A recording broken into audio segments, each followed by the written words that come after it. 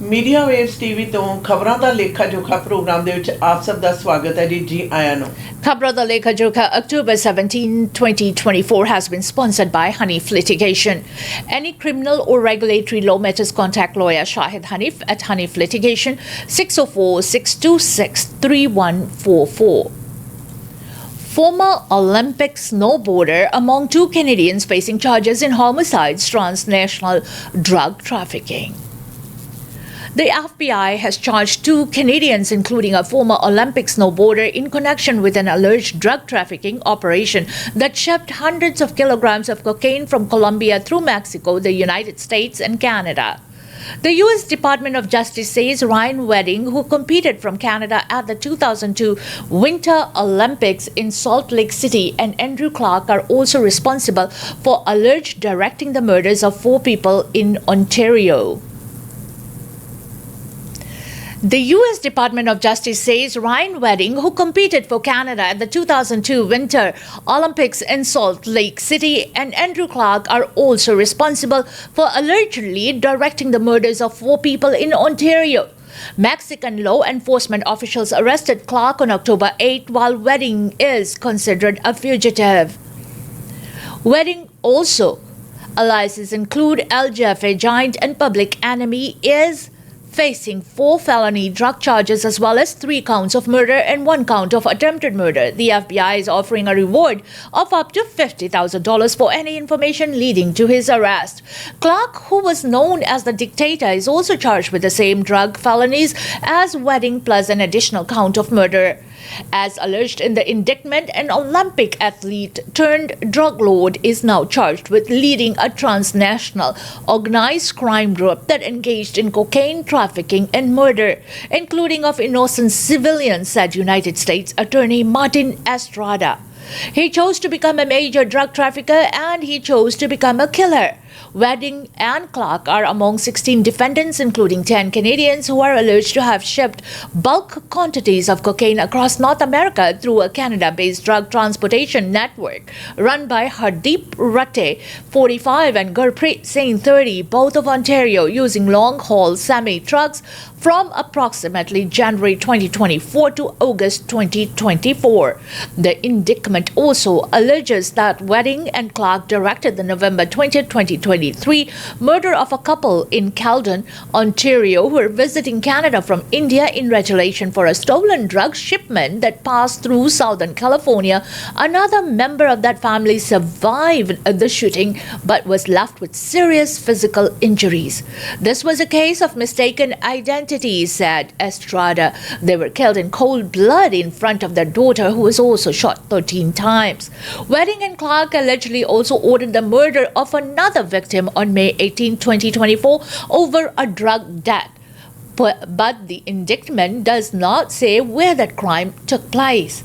Clark and Malik Damion Cunningham, 23, a Canadian resident, are also alleged to have murdered another victim on April 1st of 2024 in Mississauga. Wedding faces separate drug trafficking charges in Canada that date back to 2015, said Chris Leather, Chief Superintendent of the Royal Canadian Mounted Police. Those charges are very much unresolved, Leather said. Wedding previously was convicted in the U.S. of conspiracy to distribute cocaine, and he was sentenced in prison in 2010. Federal records show U.S. authorities believe that after Wedding's release, he resumed drug trafficking and has been protected by the Sinaloa cartel in Mexico. America the FBI ने 2 Canadians ਨੂੰ ਦੋਸ਼ੀ ਪਾਇਆ और जिन्हों ਦੇ ਵਿੱਚੋਂ ਇੱਕ ਸਾਬਕਾ ओलंपीयन है और इस ਦੇ ਵਿੱਚ ਨਾਲ ਦੀ ਨਾਲ ਇਹ ਵੀ ਸਪਸ਼ਟ ਕੀਤਾ ਗਿਆ ਕਿ ਉਹਨਾਂ ਦੇ ਵਿੱਚੋਂ ਜਿਹੜਾ ओलंपीयन है ਸਾਬਕਾ ओलंपीयन ਉਹ ਭਗੌੜਾ ਹੈ और ਉਸ ਦੀ ਕਿਸੇ ਪ੍ਰਕਾਰ ਦੀ ਜਾਣਕਾਰੀ ਜਾਂ ਪਕੜਨ ਦੇ ਵਿੱਚ ਮਦਦ ਲਈ $50,000 ਦਾ ਇਨਾਮ ਵੀ ਉਹਨਾਂ ਨੇ ਐਲਾਨਿਆ ਹੈ। ਦੱਸਿਆ ਜਾ ਰਿਹਾ ਹੈ ਕਿ ਇਹ ਦੋਵੇਂ ਜਿਹੜੇ ਕੈਨੇਡੀਅਨ ਨੇ ਇਹ ਖਾਸ ਤੌਰ ਦੇ ਉੱਤੇ ਨਸ਼ੀਲੇ ਪਦਾਰਥ ਨੇ ਜਿਹੜੇ ਅਮਰੀਕਾ, ਕੈਨੇਡਾ ਅਤੇ ਮੈਕਸੀਕੋ ਦੇ ਵਿੱਚ ਟਰਾਂਸਪੋਰਟ ਕਰਨ ਦੇ ਲਈ ਤੇ ਨਾਲ ਦੀ ਨਾਲ ਆਮ ਲੋਕਾਂ ਦੇ ਇਨੋਸੈਂਟ ਲੋਕਾਂ ਦਾ ਜਾਂ ਉਹ ਲੋਕ ਜਿਨ੍ਹਾਂ ਦਾ ਉਹਨਾਂ ਨੇ ਕਰਜ਼ਾ ਦੇਣਾ ਸੀ ਉਹਨਾਂ ਦੇ ਕਤਲਾਂ ਦੇ ਲਈ ਵੀ ਜ਼ਿੰਮੇਵਾਰ ਦੱਸੇ ਜਾ ਰਹੇ ਹਨ। ਨਾਲ ਦੀ ਨਾਲ ਇਹ ਵੀ ਸਪਸ਼ਟ ਕੀਤਾ ਗਿਆ ਕਿ 2010 ਦੇ ਵਿੱਚ ਉਸ ਨੂੰ ਪਹਿਲਾਂ ਡਰੱਗ ਹੈ ਜਿਹੜੀ ਨਸ਼ਾ ਵਸਤਾਂ ਨੇ ਇੱਧਰੋਂ ਤੋਂ ਉੱਧਰ ਟਰਾਂਸਪੋਰਟ ਕਰਨ ਦੇ ਦੋਸ਼ਾਂ ਹੇਠ ਉਸਨੇ ਜੇਲ੍ਹ ਕੱਟੀ ਸੀ ਔਰ ਜੇਲ੍ਹ ਤੋਂ ਨਿਕਲਣ ਤੋਂ ਉਪਰੰਤ ਉਸ ਨੇ ਡਿਸਾਈਡ ਇਹ ਵੀ ਕਰ ਲਿਆ ਕਿ ਡਰੱਗ ਡੀਲਿੰਗ ਦੇ ਨਾਲ ਨਾਲ ਲੋਕਾਂ ਦੇ ਕਤਲ ਵੀ ਕਰਨੇ ਆ। ਔਰ ਇਸ ਦੇ ਲਈ ਬੜੀ ਪੁਖਤਾ ਜਿਹੜੀ ਜਾਣਕਾਰੀ ਦੇ ਆਧਾਰ ਤੇ ਉਹਨਾਂ ਨੇ ਦੱਸਿਆ ਕਿ ਛੇਤੀ ਪਕੜਨ ਦੇ ਲਈ ਉਹਨਾਂ ਨੇ $50,000 ਦਾ ਇਨਾਮ ਵੀ ਨਿਰਧਾਰਿਤ ਕੀਤਾ। ਯਾਦ ਰਹੇ ਅੰਟਰੀਓ ਵਿਖੇ ਕਈ ਕਤਲ ਤੇ ਨਾਲ ਦੀ ਨਾਲ ਅੰਟਰੀਓ ਵੇਸਟ ਜਿਹੜੀ ਕੰਪਨੀਆਂ ਲੰਮੇ ਰੂਟਾਂ ਦੇ ਉੱਤੇ ਜਾਣ ਵਾਲੀ ਟਰੱਕ ਜਿਹੜੀ ਕੰਪਨੀਆਂ ਉਹਨਾਂ ਦੇ ਰਾਹੀਂ ਇਹ ਆਪਣਾ ਜਿਹੜਾ ਨਸ਼ਾ ਹੈ ਉਹ ਅਮਰੀਕਾ, ਕੈਨੇਡਾ ਅਤੇ ਮੈਕਸੀਕੋ ਵਿਖੇ ਪਹੁੰਚਾਉਂਦੇ ਸਨ। 3 teenage girls charged after 2 violent assaults in Surrey. 3 teenage girls are facing charges in relation to 2 violent attacks on SkyTrain and bus in Surrey in July. The Metro Vancouver Transit Police MVTP says the girls have each been charged with 2 counts of assault causing bodily harm after allegedly attacking another teenage girl and a young woman in July. Around 9 p.m. on July 11th, police say a 16-year-old homestay student caught the attention of the 3 suspects when she tried to stop one of them from prying open the doors of a moving SkyTrain. The suspect encircled the student and allegedly punched her, kicked her, and dragged her by the hair. The student was able to get help thanks to the passengers on the board and train and SkyTrain attendants at Surrey Central Station who called police and an ambulance, said Constable Amanda Steed. Steed said the students was taken to Surrey Memorial Hospital. Shortly after midnight on July 12th, the teen suspects boarded a bus at 160th Street and 100 Avenue and allegedly assaulted an 18-year-old woman after verbal exchange. The suspects allegedly punched and kicked the victim and pulled out clumps of her hair. The bus was stopped and police were called, Steed explained. The Surrey Police Service and MVTP arrived and arrested 3 girls, a 13-year-old and a 15-year-old from Surrey and a 17-year-old from Abbotsford. Thankfully, the victims didn't sustain any serious physical injuries, although they are still quite traumatized from the incident, Steed said. She confirmed the victims were strangers to the suspects. Steed says the incident aren't indicative of a rise in crime on transit specifically, but rather of a rise in crimes committed by youth. Though her statement was not sustained by recent statistics, we'll all seen instances recently where most of the suspects involved in these very violent incidents have been teenagers, and that is concerning. She says now is a great time for parents to speak with their teenage children about acting safely and whom to call in dangerous situations. Police say all 3 suspects are currently in the custody of their guardians awaiting their next court appearance. MVTP encourages anyone who feels unsafe on transit, text 877777 or call 911. 3 teenagers ਨੂੰ transit ਦੇ ਉੱਪਰ ਹਮਲੇ ਕਰਨ ਦੇ ਲਈ ਗ੍ਰਿਫਤਾਰ ਕੀਤਾ ਗਿਆ ਤੇ ਅੱਜਕੱਲ ਉਹ ਆਪਣੇ ਮਾਪਿਆਂ ਦੀ ਕਸਟਡੀ ਦੇ ਵਿੱਚ ਨੇ। ਇਹ ਹਾਦਸੇ ਵਾਪਰੇ ਜੁਲਾਈ ਮਹੀਨੇ ਦੇ ਵਿੱਚ 11 ਤਰੀਕ ਨੂੰ ਪਹਿਲਾ ਹਾਦਸਾ SkyTrain ਦੇ ਉੱਤੇ ਵਾਪਰਿਆ, ਜਿੱਥੇ 3 ਲੜਕੀਆਂ ਦੇ ਵਿੱਚੋਂ ਇੱਕ ਲੜਕੀ ਚੱਲਦੀ ਟ੍ਰੇਨ ਦਾ ਦਰਵਾਜ਼ਾ ਖੋਲ੍ਹਣ ਦੀ ਕੋਸ਼ਿਸ਼ ਕਰ ਰਹੀ ਸੀ ਔਰ ਜਦੋਂ ਉਸ ਨੂੰ ਰੋਕਿਆ ਗਿਆ ਤਾਂ 3 ਲੜਕੀਆਂ ਨੇ ਘੇਰਾ ਪਾ ਕੇ ਰੋਕਣ ਵਾਲੀ ਲੜਕੀ ਦੀ ਮਾਰ ਕਟਾਈ ਬੜੀ ਬੁਰੀ ਤਰ੍ਹਾਂ ਕੀਤੀ, ਜਿਸ ਨੂੰ ਕਿ ਬਾਅਦ ਦੇ ਵਿੱਚ ਜਿਹੜੀ ਮਦਦ ਆ ਟ੍ਰੇਨ ਦੇ ਵਿੱਚ ਹੋਰ ਲੋਕਾਂ ਤੇ ਪੁਲਿਸ ਨੇ ਕੀਤੀ। ਔਰ 12 ਤਰੀਕ ਨੂੰ ਅੱਧੀ ਰਾਤ ਤੋਂ ਬਾਅਦ 160 ਸਟਰੀਟ ਤੇ 100 ਐਵਨਿਊ ਦੇ ਉੱਤੇ ਬੱਸ ਦੇ ਵਿੱਚ ਇੱਕ ਲੜਕੀ ਦੀ ਹੋਰ ਦੀ ਮਾਰ ਕਟਾਈ 3 ਲੜਕੀਆਂ ਵੱਲੋਂ ਕੀਤੀ ਗਈ, ਜਿਹੜੀਆਂ ਕਿ 12, 15 ਤੇ 17 ਸਾਲਾਂ ਦੀ ਉਮਰ ਦੀਆਂ ਸਨ। 2 ਸਰੀ ਤੋਂ ਤੇ ਇੱਕ ਐਬਸਪੋਰਟ ਤੋਂ ਸੀ ਔਰ ਪੁਲਿਸ ਆਈ। ਸਰੀ ਪੁਲਿਸ ਸਰਵਿਸ ਦੇ ਨਾਲ ਟ੍ਰਾਂਜ਼ਿਟ ਪੁਲਿਸ ਨੇ ਮੌਕੇ ਤੇ ਪਹੁੰਚ ਕੇ ਇਹਨਾਂ ਨੂੰ ਗ੍ਰਿਫਤਾਰ ਕੀਤਾ, ਬਾਅਦ ਦੇ ਵਿੱਚ ਮਾਪਿਆਂ ਦੀ ਕਸਟਡੀ ਦੇ ਵਿੱਚ ਛੱਡਿਆ। ਪਰ ਨਾਲ ਦੀ ਨਾਲ ਮੈਟਰੋ ਵੈਨਕੂਵਰ ਦੀ ਟ੍ਰਾਂਜ਼ਿਟ ਪੁਲਿਸ ਨੇ ਇੱਕ ਸੁਨੇਹਾ ਵੀ ਦਿੱਤਾ ਕਿ ਕਦੇ ਵੀ ਤੁਸੀਂ ਟ੍ਰਾਂਜ਼ਿਟ ਦੇ ਉੱਪਰ ਅਸੁਰੱਖਿਅਤ ਮਹਿਸੂਸ ਕਰਦੇ ਹੋ, ਖਤਰਾ ਮਹਿਸੂਸ ਕਰਦੇ ਹੋ ਤਾਂ ਜ਼ਰੂਰ ਉਹਨਾਂ ਨਾਲ ਸੰਪਰਕ ਕਰੋ, ਨਹੀਂ ਤੇ 911 ਕਾਲ ਜ਼ਰੂਰ ਕਰੋ। BC smashes advance voting record with 1 million ballots already cast.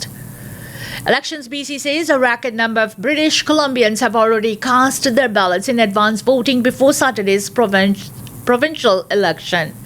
The elections body says just over 1 million people have voted, representing more than 28% of all registered electors and putting the province on track for big overall turnout. They include about 223,000 people who voted on the final day of advance voting on Wednesday, the last of 6 days of advance polls, shattering the one-day record set just a day earlier by more than 40,000 votes. Some ridings have already seen turnout of more than 35%. The previous record for advance voting in a BC election was set in 2020 amid the COVID-19 pandemic, when about 670,000 people voted early, representing about 19% of registered voters.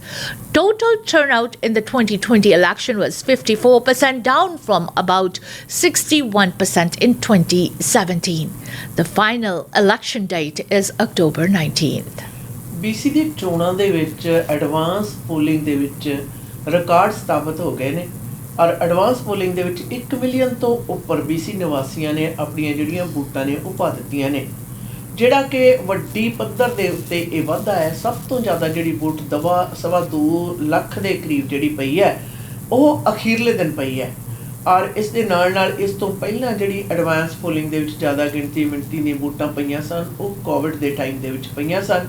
ਯਾਦ ਰਹੇ election ਦਾ ਆਖਰੀ ਦਿਨ ਹੈ ਜਿਹੜਾ ਉਹ 19 October ਹੈ। Bankrupt restaurants in BC becoming commonplace. A couple of years after COVID-19 pandemic-related restrictions were lifted, BC's restaurant industry continues to struggle to find its footing. Numbers from the Office of the Superintendent of Bankruptcy show there have been hundreds of closures across the country since 2021, including hundreds in BC. Certainly, if you're looking for restaurants that have closed their doors, there have certainly been a lot of those, explained Mark Vaughan Shaws, Vice President of Western Canada for Restaurants in Canada. He adds there was few reasons for the downfall. One of them is high interest rates, which are now coming down, and cost interest increases of over 20%, which has led to increased menu prices. Our guests are spending less money when they go out to restaurants because they have to tighten their belts as well. It's been a very challenging time, and if you're looking to enter the restaurant business, there are certainly some good opportunities out there right now, he explained. We just hope there are more of those people, because right now our restaurant industry is actually shrinking in BC. We're opening fewer new restaurants than we are closing. Von Scholitz points out that coming out of the height of the pandemic, many owners were carrying a lot of debt. Our guests did come out in 2022 and came back out to our restaurants, but unfortunately all the economic situations that we're facing with rising costs have also hit our guests, and we have seen those guest counts drop considerably and sales have dropped off, he said. He says as they deal with closures, there's a decent chance what was once a restaurant will return as something else. We're seeing more and more closures, and not just bankruptcies, but with leases expiring, landlords are often asking for rent increase, which are just completely unsustainable. So you are seeing restaurants close their doors because they just can't afford new lease cost, he said. And especially with those new lease rates, if it's not viable for a restaurant to be profitable in that space, you're going to see that go to retail or to some other usage. Ian Johnson is president and CEO of the BC Restaurant Food Services Associations. He echoes Vaughan's concerns about the future of the industry and trying to offload a dying restaurant. The formula is, what is the value of your assets, your chairs, your tables, all your equipment? Generally, it's been quite depreciated. It's pennies to the dollar. He claims menu prices have only gone up 7% despite costs going up 20% over the last year. He blames the downturn on more people who seems to be staying home or choosing takeout instead. The other factor we are seeing is the effect of things like Uber Eats and Skip the Dishes, and that's about 30% of the market now. But what happened is people are having great experiences having food delivered to their homes, but they are not incrementally buying the bottle of wine or the whatever he explained. As much as it was a lifesaver during the pandemic, it's actually hurt us a bit. There's another trend that's really interesting is that there's a move towards people drinking less, particularly the younger demographic, not so much the older demographic. Tostanson says having the NHL game return will hopefully help following a soft summer of sales. In BC, Tostanson confirms there are about 15,000 eateries that empty roughly 200,000 people. However, he adds there's a labor shortage of about 20,000 people as annual sales hit $18 billion. Despite all this, both feel things will return around starting late this year or by least a spring of 2025. ਇਹ ਖਬਰਾਂ ਸਾਹਮਣੇ ਆਈਆਂ ਨੇ ਕਿ ਕਿਸ ਪ੍ਰਕਾਰ ਮੌਜੂਦਾ ਹਾਲਾਤਾਂ ਦੇ ਵਿੱਚ ਜਿਹੜੇ ਰੈਸਟੋਰੈਂਟ ਨੇ ਉਹ ਬੰਦ ਹੋ ਰਹੇ ਨੇ। ਇੱਕ ਤੇ ਕਾਰਨ ਕਿ ਪੈਂਡੈਮਿਕ ਤੋਂ ਬਾਅਦ ਕਹਿੰਦੇ ਅਸੀਂ ਪੱਬਾਂ ਭਾਰ ਤਾਂ ਹੋ ਗਏ ਸਾਂ, ਪਰ ਉਸ ਤੋਂ ਬਾਅਦ ਜਿਹੜੀਆਂ ਹਾਲਾਤ ਸਾਵੇਂ ਨਹੀਂ ਹੋ ਸਕੇ ਔਰ ਬੈਂਕਰਪਸੀਜ਼ ਨੇ ਜਿਹੜੀਆਂ ਉਹ ਡਿਕਲੇਅਰ ਹੋਣੀਆਂ ਸ਼ੁਰੂ ਹੋ ਗਈਆਂ। ਇੱਕ ਸਿਰਫ ਬੈਂਕਰਪਸੀਜ਼ ਨਹੀਂ ਬਲਕਿ ਰੈਸਟੋਰੈਂਟ ਵੀ ਜਿਹੜੇ ਉਹ ਵੀ ਲੋਕਾਂ ਨੇ ਬੰਦ ਕਰਨੇ ਸ਼ੁਰੂ ਕਰ ਦਿੱਤੇ। ਕਾਰਨ ਸੀ ਕਹਿੰਦੇ ਲੀਜ਼ ਐਕਸਪਾਇਰ ਹੋ ਗਈ, ਜਦੋਂ ਰੀਨਿਊ ਲੀਜ਼ ਦੇ ਵਿੱਚ ਰੈਂਟ ਦਾ ਜਿਹੜਾ ਵਾਧਾ ਹੈ ਉਹ ਵੱਡੀ ਪੱਧਰ ਦੇ ਉੱਤੇ ਕਾਫੀ ਜ਼ਿਆਦਾ ਅਫੈਕਟਡ ਰਿਹਾ, ਜਿਸ ਦੇ ਕਾਰਨ ਰੈਸਟੋਰੈਂਟਸ ਦੀ ਜਿਹੜੀ ਗਿਣਤੀ ਹੈ ਬੰਦ ਹੋਣ ਵਾਲਿਆਂ ਦੀ ਉਹਨਾਂ ਦੀ ਵੱਡੀ ਮਾਤਰਾ ਹੋਈ। ਔਰ ਉਹਨਾਂ ਨੇ ਇਹ ਗੱਲ ਵੀ ਸਪਸ਼ਟ ਕੀਤੀ ਕਿ ਕਿਸ ਪ੍ਰਕਾਰ ਕਾਸਟ ਆਫ ਲਿਵਿੰਗ ਹੈ ਜਿਹੜੀ ਉਸ ਦੇ ਵਿੱਚ ਨਿਰੰਤਰ ਜਿਹੜੇ ਵੱਧ ਨੇ, ਇੰਟਰਸਟ ਰੇਟ ਦੇ ਵਾਧੇ ਨੇ, ਲੋਕਾਂ ਨੂੰ ਰੈਸਟੋਰੈਂਟ ਦੇ ਵਿੱਚ ਖਾਣਾ ਖਾਣ ਜਾਣ ਦੇ ਲਈ ਕਹਿੰਦੇ ਡਿਸਕਰੇਜ ਕਰਨ ਦੇ ਵਿੱਚ ਮਦਦਗਾਰ ਸਾਬਤ ਹੋਏ ਨੇ। ਅਤੇ ਨਾਲ ਦੀ ਨਾਲ ਉਬਰ ਜਾਂ ਸਕਿਪ ਦਾ ਡਿਸ਼ਜ਼ ਵਰਗੇ ਜਿਹੜੀਆਂ ਸੇਵਾਵਾਂ ਨੇ ਜਿਨ੍ਹਾਂ ਦੇ ਰਾਹੀਂ ਤੁਸੀਂ ਘਰ ਦੇ ਵਿੱਚ ਖਾਣਾ ਮੰਗਾ ਕੇ ਖਾ ਸਕਦੇ ਹੋ, ਉਹਨਾਂ ਦਾ ਵੀ ਅਸਰ ਹੋਇਆ, ਕਿਉਂਕਿ ਅੱਜ ਦੀ ਮਾਰਕੀਟ ਦੇ ਵਿੱਚ ਤਕਰੀਬਨ 30% ਜਿਹੜਾ ਹਿੱਸਾ ਹੈ ਕਹਿੰਦੇ ਉਹਨਾਂ ਦੇ ਖਿੱਤੇ ਦੇ ਵਿੱਚ ਹੈ। ਪਰ ਨਾਲ ਦੀ ਨਾਲ ਆਸਵੰਦ ਹੁੰਦੇ ਉਹਨਾਂ ਨੇ ਇਸ ਗੱਲ ਦਾ ਵੀ ਜ਼ਿਕਰ ਕੀਤਾ ਕਿ ਰੈਸਟੋਰੈਂਟ ਦਾ ਜਿਹੜਾ ਆਪਣਾ ਤਜਰਬਾ ਹੈ ਉਸ ਨੂੰ ਮੱਦੇਨਜ਼ਰ ਰੱਖਦੇ ਹੋਏ ਬਦਲਦੇ ਹਾਲਾਤਾਂ ਦੇ ਮੁਤਾਬਕ ਸ਼ਾਇਦ ਇਸ ਸਾਲ ਜਾਂ ਫਿਰ ਅਗਲੇ ਸਾਲ ਦੀ ਬਸੰਤ ਰੁੱਤ ਦੇ ਵਿੱਚ ਰੈਸਟੋਰੈਂਟ ਦੀ ਗਿਣਤੀ ਦੇ ਵਿੱਚ ਵਾਧਾ ਹੋਣ ਦੀ ਆਸ ਵੀ ਰੱਖੀ ਹੈ, ਉਹਨਾਂ ਨੇ ਉਮੀਦ ਵੀ ਕੀਤੀ ਹੈ। Trudeau says death of Hamas leader Yahya Sinwar ends a reign of terror. Prime Minister Justin Trudeau says Israel's killing of Hamas leader Yahya Sinwar in the Gaza Strip ends of a reign of terror. The Israeli military declared today that it had killed Sinwar during a Wednesday battle and confirmed his death with a DNA test. Sinwar was one of the chief architects of the attacks on Israel last October that prompted an Israeli ground invasion and a conflict that has drawn in countries across the Middle East. Trudeau called Sinwar a brutal leader of a group Canada deems a terrorist organization who sought to destroy Israel and launched senseless, devastating terror attacks on civilians across the region. The Prime Minister also repeated Canada's call for a ceasefire in Gaza. Earlier Democratic presidential nominee Kamala Harris said Sinwar's death gives us an opportunity to finally end the war in Gaza. Gaza ਵਿਖੇ ਚੱਲ ਰਹੇ ਹਾਲਾਤਾਂ ਬਾਰੇ ਪ੍ਰਧਾਨ ਮੰਤਰੀ Justin Trudeau ਨੇ ਇਸ ਚੀਜ਼ ਦਾ ਵੀ ਖੁਲਾਸਾ ਵੀ ਕੀਤਾ ਔਰ ਕਿ ਜਿਹੜਾ ਮੁਖੀ ਹੈ ਹਮਾਸ ਦਾ ਉਸ ਦੀ ਮੌਤ ਹੋ ਗਈ ਹੈ ਔਰ ਇਸ ਦੀ ਪੁਸ਼ਟੀ ਜਿਹੜੀ ਹੈ ਇਜ਼ਰਾਈਲ ਅਧਿਕਾਰੀਆਂ ਵੱਲੋਂ ਕੀਤੀ ਗਈ DNA ਟੈਸਟ ਤੋਂ ਉਪਰੰਤ। ਪਰ ਇਸ ਦੇ ਨਾਲ ਨਾਲ ਅਮਰੀਕਾ ਅਤੇ ਕੈਨੇਡਾ ਦੇ ਜਿਹੜੇ ਮੁਖੀ ਨੇ ਜਾਂ ਚੋਣ ਦੇ ਵਿੱਚ ਲੜ ਰਹੇ ਕੈਮਲਾ ਹੈਰਿਸ ਉਹਨਾਂ ਨੇ ਵੀ ਇਸ ਗੱਲ ਦੀ ਗੱਲਬਾਤ ਕੀਤੀ ਹੈ ਕਿ ਇਸ ਤੋਂ ਉਪਰੰਤ ਕਿਸੇ ਪ੍ਰਕਾਰ ਦੇ ਜਿਹੜੇ ਸੁਲਝਾਅ ਨੇ ਉਹਨਾਂ ਦੀ ਸ਼ੁਰੂਆਤ ਹੈ ਜਿਹੜੀ ਇਹ ਹੋ ਸਕਦੀ ਹੈ। Prime Minister Trudeau to shuffle cabinet as 4 ministers say they won't seek re-election. With a simmering mutiny plot in the backbenches and 4 more cabinet ministers deciding not to seek re-election, Prime Minister Justin Trudeau's attempt to right the Liberal ship and stay on as captain is becoming more challenging. Trudeau is expected to shuffle his cabinet again after the ministers informed the Prime Minister's office they won't be running in the next election. Philomena Tassi, the minister responsible for the Federal Economic Development Agency for Southern Ontario, announced Thursday she won't be running for personal reasons.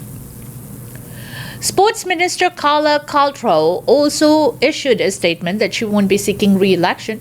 She offered few details except to say that it is time for her to move on and she is excited to see what comes next. She also thanked her family and the Prime Minister. A senior government source confirmed a report from Radio Canada Thursday that National Revenue Minister Marie-Claude Bibeau and Northern Affairs Minister Dan Vandal also won't be on the ballot. This is not clear yet when the shuffle will happen. It won't happen before all Liberal caucus members are expected to meet on Parliament Hill on October 23rd, a meeting that could be quite tense as several Liberal MPs are expected to push Trudeau to resign. While the loss of several cabinet ministers isn't good news for Trudeau, Liberal strategist Andrew Perez says the cabinet shuffle may be an opportunity to take the wind out of the sails of the caucus revolt. In terms of morale, if he does promote a couple or even 4 members from the backbench, that could be good, said Perez, a principal at Perez Strategies. Trudeau's leadership has been under fire for months as the government's polling numbers tanked alongside his approvals ratings. Trudeau has so far been steadfast in his plans to stay as Liberal leader for the next campaign, which must happen before next October but could happen for sooner with a minority government. Several media reports have outlined plans by several Liberal MPs to band together in an attempt to convince Trudeau to step down as leader. It's not clear how many MPs have signed on to the effort or how many of those who have signed on plan to run in the next election. There is no way for caucus to force Trudeau to step aside, but one MP told the Canadian press on background that some MPs are discussing the possibility of calling for a secret ballot vote on his leadership at Wednesday's caucus meeting. Holding a leadership race with the precautioners of Parliament at the moment would be risky, but if Trudeau did decide to step down, he could take the controversial step of proroguing Parliament in order to give the Liberals time to elect a new leader, Perez said. In a statement on social media, Tassi expressed her support for the Prime Minister. I wish him the very best now and in the future. I believed in him in 2015 and I believe in him now, she said. Tassi, who was Procurement Minister in 2022, asked the Prime Minister to shuffle her into a smaller portfolio at the time for family reasons.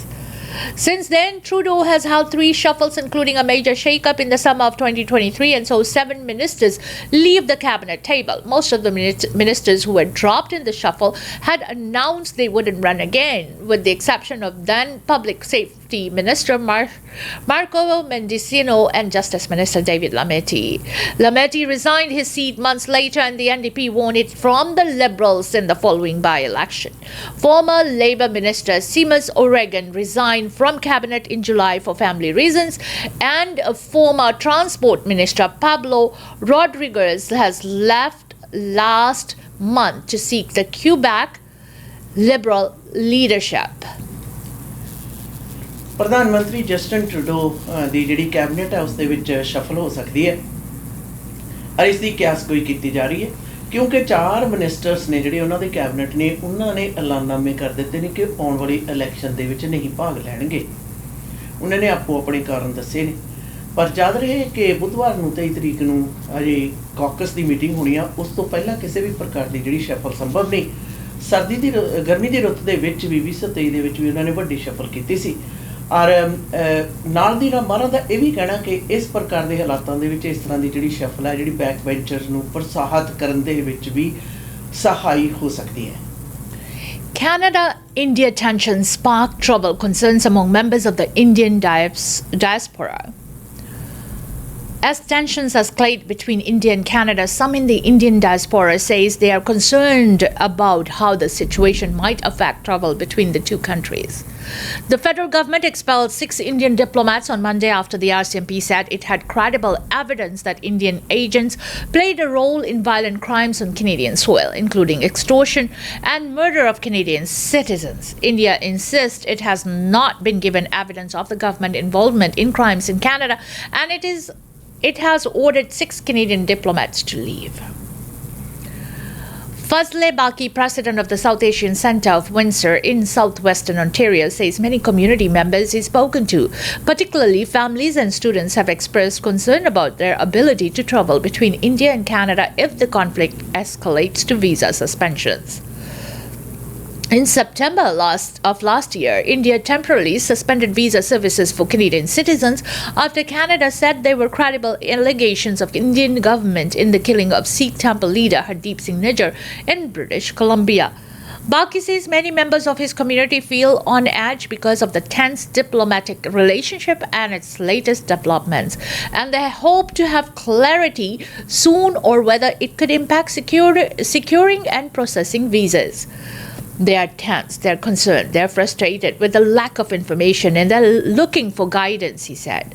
Rama Singh, a retired McMaster University professor and co-chair of Hamilton's annual Gandhi Peace Festival, has what's known as an OCI card, which allows unlimited entry to India for its overseas citizens. But the Castor, Ontario resident says he's still worried about his upcoming travel to India and others who plan to visit the country in the coming weeks as Diwali and wedding seasons approach.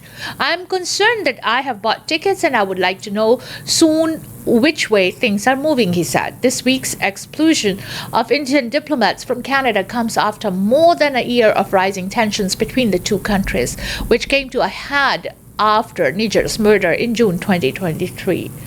What followed were several months of strained diplomatic relations, including Canada postponing a trade mission to India and both countries expelling top diplomats. But amid the growing tension, Singh says it's important to remember how Indians have contributed to Canada's social fabric and the relationships created in local communities. I think India and Canada relations are solid and long-term and will remain, he said. Bharat ਤੇ Canada ਦੇ ਦਰਮਿਆਨ ਚੱਲ ਰਹੀ tension ਦੇ ਕਿਸ ਪ੍ਰਕਾਰ ਉਹ ਯਾਤਰੀਆਂ ਦੀ ਯੋਜਨਾਵਾਂ ਦੇ ਉੱਤੇ ਪ੍ਰਭਾਵ ਪੈ ਸਕਦੇ ਹੈ, ਉਸ ਦੇ ਬਾਰੇ ਬਹੁਤ ਸਾਰੇ ਲੋਕ ਚਿੰਤਤ ਨੇ। ਖਾਸ ਤੌਰ ਦੇ ਉੱਤੇ ਅਗਾਂਹ ਆ ਰਹੀ ਦੀਵਾਲੀ, ਸਟੂਡੈਂਟਸ ਦੇ ਵਿਆਹ ਦਾ ਜਿਹੜੇ ਸੀਜ਼ਨ ਨੇ ਉਹ ਸ਼ੁਰੂ ਹੋ ਰਹੇ ਨੇ। ਯਾਦ ਰਹੇ ਜੂਨ 2023 ਦੇ ਵਿੱਚ ਇਹ ਟੈਂਸ਼ਨ ਜਦੋਂ ਵਧੀ ਸੀ ਤਾਂ ਉਦੋਂ ਵੀਜ਼ੇ ਜਿਹੜੇ ਸਨ ਉਹ ਸਸਪੈਂਡ ਕਰ ਦਿੱਤੇ ਗਏ ਸਨ। ਹੁਣ ਵਾਲੇ ਹਾਲਾਤਾਂ ਤੋਂ ਖਾਸ ਤੌਰ ਦੇ ਉੱਤੇ 6 ਡਿਪਲੋਮੈਟਸ ਨੇ ਜਿਹੜੇ ਉਹਨਾਂ ਦੀ ਸਸਪੈਂਸ਼ਨ ਤੋਂ ਬਾਅਦ ਭਾਰਤ ਦੀ ਜਵਾਬੀ ਕਾਰਵਾਈ ਦੇ ਵਿੱਚ 6 ਕੈਨੇਡੀਅਨ ਡਿਪਲੋਮੈਟਸ ਨੂੰ ਰਵਾਨਾ ਕਰਨ ਤੋਂ ਉਪਰੰਤ ਬਹੁਤ ਸਾਰੇ ਲੋਕਾਂ ਦੇ ਜ਼ਿਹਨ ਦੇ ਵਿੱਚ ਹੈ ਕਿ ਇਹ ਟੈਂਸ਼ਨ ਹੋਰ ਜ਼ਿਆਦਾ ਵੱਧ ਸਕਦੀ ਹੈ, ਤਾਂ ਉਹਨਾਂ ਦੀਆਂ ਜਿਹੜੀ ਟਰੈਵਲ ਕਰਨ ਦੀਆਂ ਯੋਜਨਾਵਾਂ ਨੇ ਉਹਨਾਂ ਉੱਤੇ ਕੀ ਅਸਰ ਪਏਗਾ। ਨਾਲ ਦੀ ਨਾਲ ਕੁਝ ਨੇ ਇਹ ਵੀ ਕਿਹਾ ਕਿ ਇਹ ਜ਼ਰੂਰੀ ਹੈ ਕਿ ਉਹਨਾਂ ਨੂੰ ਰਹਿੰਦੇ ਵਕਤ ਦੇ ਵਿੱਚ ਪਤਾ ਹੋਵੇ ਤਾਂ ਕਿ ਉਹਨਾਂ ਦੀ ਜਿਹੜੀ ਬੁਕਿੰਗ ਵਗੈਰਾ ਕਰਾਈ ਹੋਈ ਉਹ ਕੀ ਹੋਏਗੀ। ਪਰ ਨਾਲ ਦੀ ਨਾਲ ਆਸਬੰਦ ਵੀ ਮਾਹਰ ਨੇ ਔਰ ਉਹਨਾਂ ਦਾ ਕਹਿਣਾ ਰਾਜਨੀਤਿਕ ਖੇਤਰ ਦੇ ਮਾਹਰਾਂ ਦਾ ਕਿ ਕੈਨੇਡਾ ਤੇ ਭਾਰਤ ਦੇ ਸੰਬੰਧ ਜਿਹੜੇ ਨੇ ਉਹ ਬੜੇ ਸਟਰੋਂਗ ਨੇ ਔਰ ਇਸ ਦੇ ਵਿੱਚ ਕੋਈ ਨਾ ਕੋਈ ਬਿਹਤਰੀਨ ਜਿਹੜਾ ਸੁਲਝਾਅ ਉਹ ਛੇਤੀ ਲੱਭਿਆ ਜਾਏਗਾ। No shortage when it comes to BC housing policies, as EB arrested offer clear choice. British Columbia voters face no shortage of policies when it comes to tackling the province's housing woes in the run-up to Saturday's election, with a clear choice for the next government's approach. David Eby's New Democrats say the housing markets on its own will not deliver the homes people need, while BC Conservatives leader John Rustad says government is part of the problem and BC needs to unleash the potential of the private sector. But Andy Ian, director of the city program at Simon Fraser University, said the punchline was that neither would have a hand in regulating interest rates, the giant X factor in housing affordability. The one policy that controls it all just happens to be a policy that the province, whoever wins, has absolutely no control over, said Ian, who made a name for himself scrutinizing BC's chronic affordability problems. Some metrics have shown those problems easing, with EB pointing to what he said was a 7% drop in rent prices in Vancouver.